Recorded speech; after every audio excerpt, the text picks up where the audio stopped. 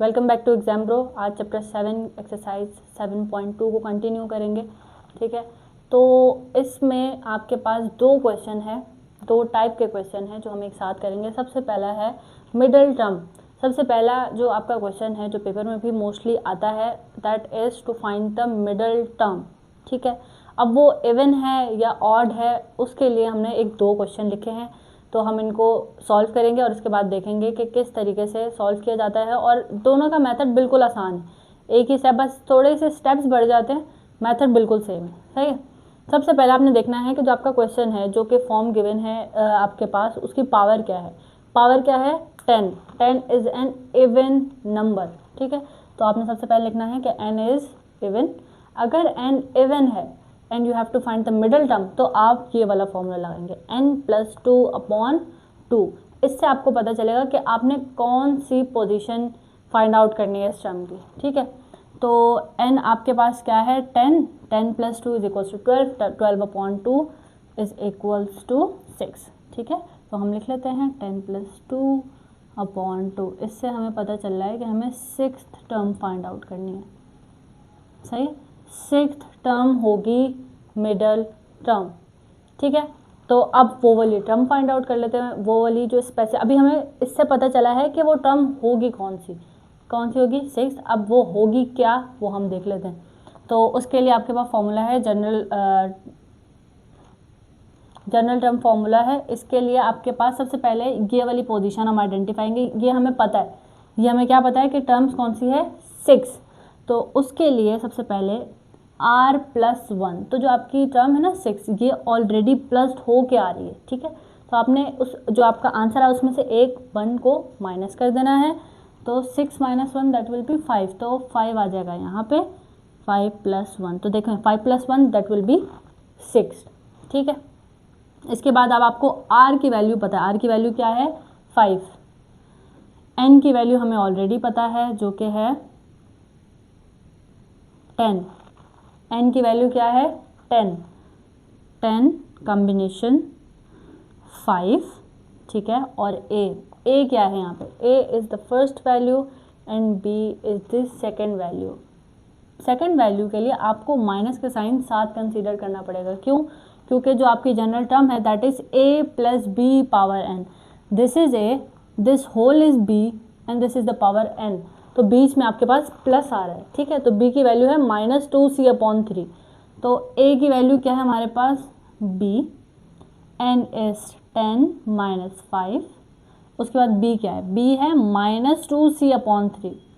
-2c/3 power आ जाएगी आपके पास 5। अब आपने सिंपली क्या करना है, इसको कैलकुलेटर में डालना है। 10c5 करके इसको सोल्यूशन लिखना है इसका, जो कि आएगा 252। ठीक है, इसके बाद इसको सॉल्व कर लेंगे, दैट विल बिकम b⁻5।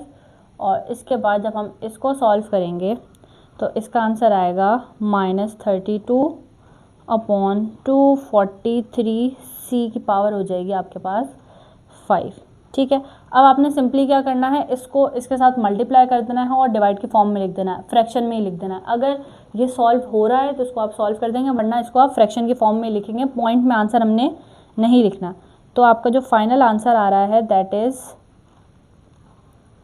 27। और जो वेरिएबल्स हैं उनको हम इसी तरीके से लिख देंगे, t5 + 1 और may be you can say 6। This is the middle term for expansion of this. अब हम चलते हैं नेक्स्ट क्वेश्चन पे। ठीक है, ये क्वेश्चन था इवन के लिए, इसकी पावर क्या थी? इवन, n वॉज इवन, तो इसके लिए हम अपना फॉर्मूला ये था। अब हम आते हैं इस क्वेश्चन में। अब इसकी पावर आपको दिख रहा है 7। 7 इज अ ऑड नंबर। ठीक है, तो सबसे पहले n आपको पता चल गया क्या है? ऑड। सही, so for odd number there will be 2 middle term. आपको खुद पता है कि ऑड नंबर में बीच की कोई वैल्यू नहीं होती।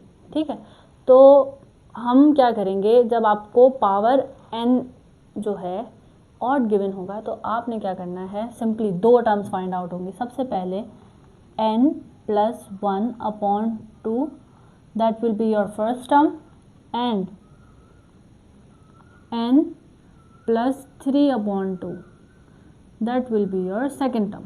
ये दो टर्म्स हमने फाइंड आउट करनी है। ठीक है, मेथड एग्जैक्टली वही है ये वाला, ठीक है। सबसे पहले हम क्या करेंगे, जिस तरीके से हमने फॉर्मूला ये यहाँ पर लगाया था इससे हमें टर्म्स पता चलेंगी और उसके बाद उनकी जो वैल्यू है हम वो फाइंड आउट करेंगे। तो सबसे पहले टर्म्स फाइंड आउट कर लेते हैं।